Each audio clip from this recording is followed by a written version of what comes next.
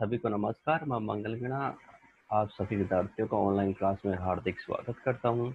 आज हम बात करेंगे अमालगमेशन ऑफ कंपनीज में इंटर कंपनी ट्रांजैक्शन क्या क्या होते हैं, उनका एडजस्टमेंट कैसे किया जाता है और उनका अकाउंटिंग ट्रीटमेंट कैसे किया जाता है। कौन कौन से इंटर कंपनी ट्रांजैक्शन हो सकते हैं? और म्यूचुअल डेब्ट्स भी हो सकते हैं, अनरियलाइज्ड प्रॉफिट ऑन स्टॉक भी हो सकता है, या वेंडर कंपनी परचेज कंपनी के शेयर ले रखे हो, या परचेजिंग कंपनी वेंडर कंपनी के शेयर ले रखे हो। तो पहले अपन बात करते हैं mutual debts. Mutual debts in case of amalgamation, mutual debts may be due to sale, purchase of goods or loans and advances to each other by vendor company and purchasing company. Such loans may be due to creditor, debtor, bills payable, bill receiver और other loans। क्या होता है कि purchasing company जब absorb करती है vendor company को, तो उससे पहले हो सकता है कि एब्जॉर्प्शन से पहले या अमालगमेशन से पहले उन दोनों कंपनी के मध्य इंटर कंपनी ट्रांजेक्शन होते हो। तो जैसे मान लो परचेजिंग कंपनी ने कोई गुड्स वेंडर कंपनी को बेचा हो, उधार में बेचा हो, तो परचेजिंग कंपनी अपने एसेट साइड में डेटर बैलेंस के रूप में दिखाएगी, और वैसे vendor company credit liability side में क्रेडिटर के रूप में दिखाएगी। अब क्या है कि अमालगमेशन के बाद में उस क्रेडिटर और उस लाइबिलिटीज को परचेजिंग कंपनी के द्वारा ले लिया जाता है, तो उसको लेने के बाद वो अपने बैलेंस शीट लाइबिलिटी क्रेडिटर दिखाएगी। तो एक तरीके से वही गुड्स है, वही ट्रांजेक्शन उसके डेबिट साइड असेट साइड के में तो डेटर के रूप में आएगा और लाइबिलिटीज में क्रेडिटर के रूप में आएगा, जो परचेजिंग कंपनी को खत्म करना जरूरी हो जाता है। तो कंपनी क्या करती है, एक एंट्री करेगी कि creditor account debit to debtor account, इसलिए डेटर और क्रेडिटर दोनों का जो ट्रांजेक्शन है वो खत्म हो जाएगा। Accounting in books of vendor company, तो वेंडर कंपनी के बुक्स में इसमें कोई एंट्री नहीं की जाएगी। इसके बाद में accounting in books of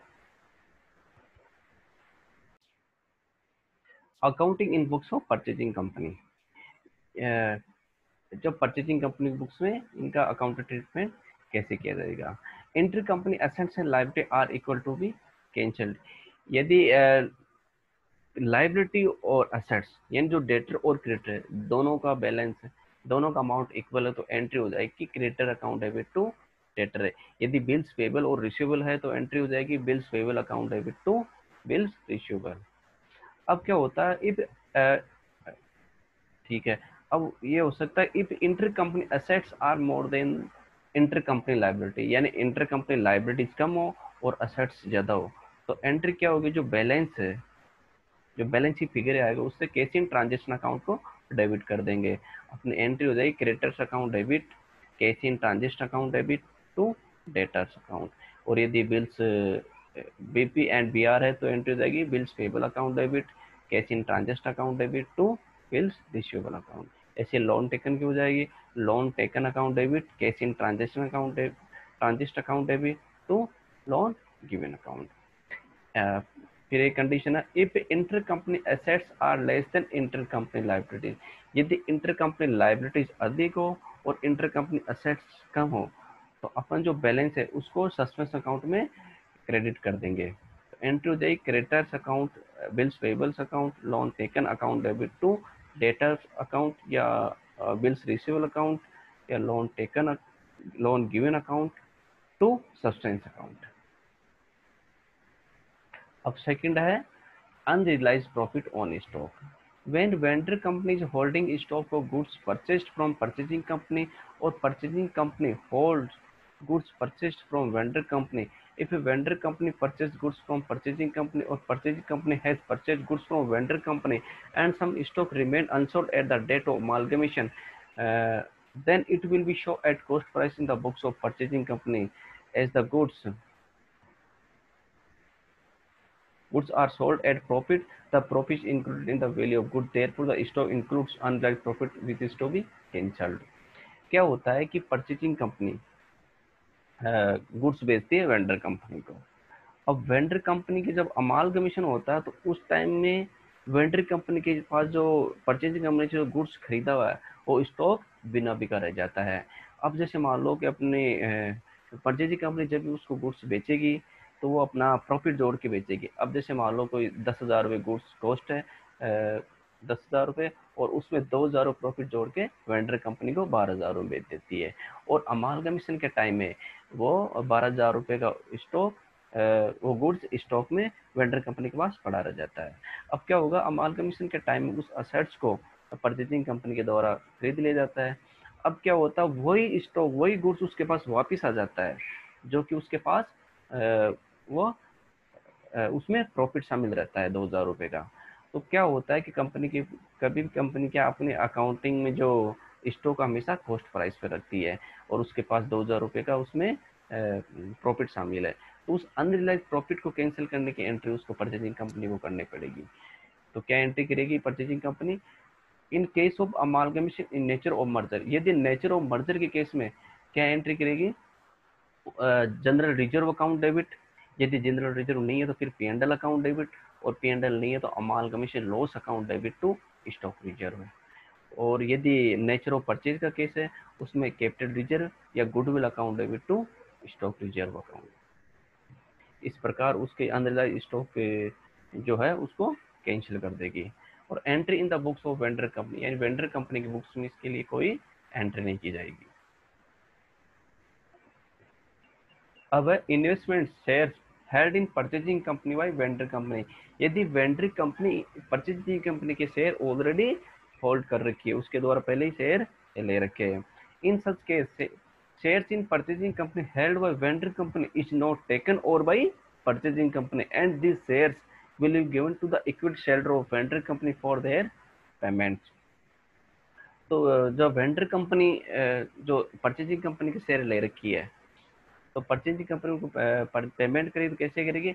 number of share to be issued by purchasing company, यानी परचेजिंग कंपनी के द्वारा कितने शेयर इश्यू किए जाएंगे। यदि नेट पेमेंट मेथड एप्लीकेबल है तो कितने शेयर, नंबर ऑफ शेयर कैसे निकाले जाएंगे? Number of equity share in vendor company, जो इक्विटी शेयर है वेंडर कंपनी के, उसको इंटू करेंगे market value of share of vendor company, यानी मार्केट वैल्यू जो वेंडर कंपनी की शेयर है उसकी मार्केट वैल्यू इंटू कर देंगे, और परचेजिंग कंपनी की शेयर्स की जो मार्केट वैल्यू है उससे डिवाइड कर देंगे। उसके बाद में जो शेयर निकल के आएंगे उसमें number of share already held by vendor company, जो वेंडर कंपनी जो ऑलरेडी शेयर ले रखे उसको लेस कर देंगे। इसके बाद में number of share to be issued by purchasing company, यानी परचेजिंग कंपनी के द्वारा कितने शेयर इशू कर दिए वो निकल के आ जाएंगे। और यदि आईवी मेथड इज एप्लीकेबल, यदि परचेज कंसिडरेशन में अपन आईवी मेथड यूज कर रहे हैं, तो नंबर ऑफ शेयर जो इश्यू किए जाएंगे परचेजिंग कंपनी के द्वारा वो कैसे निकाले जाएंगे? Net assets available to equity share holder of vendor company, इसमें डिवाइड करेंगे इंट्रिंसिक वैल्यू परचेजिंग कंपनी का।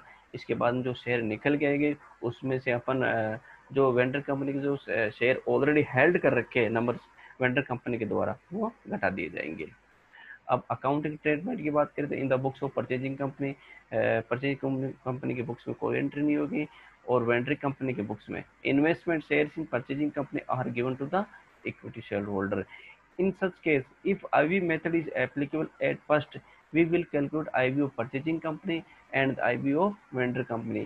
यानी इन केस में IV मेथड एप्लीकेबल है, इंट्रेंसिक वैल्यू मेथड एप्लीकेबल है, तो पहले परचेजिंग कंपनी की इंट्रेंसिक वैल्यू निकाली जाएगी, उसके बाद में वेंडर कंपनी की इंट्रेंसिक वैल्यू निकाली जाएगी।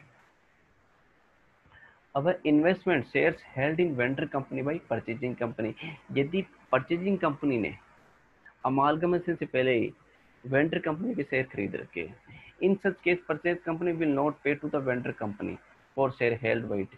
यानी क्या होगा कि जब परचेजिंग कंपनी ने वेंडर कंपनी के शेयर ले रखे, तो परचेजिंग कंपनी क्या है, जब वेंडर कंपनी के ओनर्स को पेमेंट करेगी तो वो क्या, उसके जो खुद के द्वारा जो शेयर लेंगे उनको छोड़कर पेमेंट किया जाएगा, यानी उसके द्वारा जो होल्ड कर रखे शेयर उनको छोड़कर जो आउटसाइड शेयर हो गए उनको पेमेंट किया जाएगा। तो कितने शेयर इश्यू किए जाएंगे परचेजिंग कंपनी के द्वारा? यदि दो कंडीशन हो गई, यदि नेट पेमेंट मेथड एप्लीकेबल है तो number of equity share in vendor company held by outsider, यानी जो वेंडर कंपनी की जो इक्विटी शेयर्स है आउटसाइडर, आउटसाइड में जो परचेजिंग कंपनी के द्वारा ऑलरेडी हेल्ड कर रही है उनको छोड़कर। अब जैसे मान लो परचेजिंग कंपनी के वेंडर कंपनी के इक्विटी शेयर हो गए 10,000, अब 2,000 शेयर परचेजिंग कंपनी खुद ने ले रखे, तो outsider vendor company outsider equity share हो गए 8,000। तो number of equity share in vendor company held by outsider into market value of share of vendor company, divide कर देंगे market value of share of purchasing company. ठीक है, इसकी या और बी कंडीशन है if IV method is applicable, ये भी इंटरेस्टिंग वैल्यू मेथड एप्लीकेबल तो कैसे करेंगे, net assets available to outsider equity share holder of vendor company, यानी परचेज कंपनी के द्वारा जो शेयर हेल्ड कर रखे उनके अलावा नेट असेट्स निकाल लेंगे, जो आउटसाइडर से equity share holder vendor company उनके नेट असेट्स निकाल लेंगे और उसमें आईवीओ परचेजिंग कंपनी का भाग दे देंगे। इस प्रकार number of share to be issued by purchasing company निकल कर आ जाएंगे। अब अकाउंटिंग ट्रीटमेंट की बात करें तो in the books of purchasing company investment shares in vendor company are cancelled in the entry for opening assets and liabilities accounts. In the books of vendor company no entry required, यानी कोई entry की जरूरत नहीं है। Note, in such case, if IV method is applicable, as first we will calculate IV of vendor company and then IV of purchasing company। यदि इस case में purchasing company ने शेयर ऑलरेडी हेल्ड कर रखे और आईवी मेथड एप्लीकेबल है, तो क्या है कि पहले वेंडर कंपनी की इंट्रिंसिक वैल्यू निकालनी पड़ेगी, उसके बाद में परचेजिंग कंपनी की इंट्रिंसिक वैल्यू निकालनी पड़ेगी। Thank you.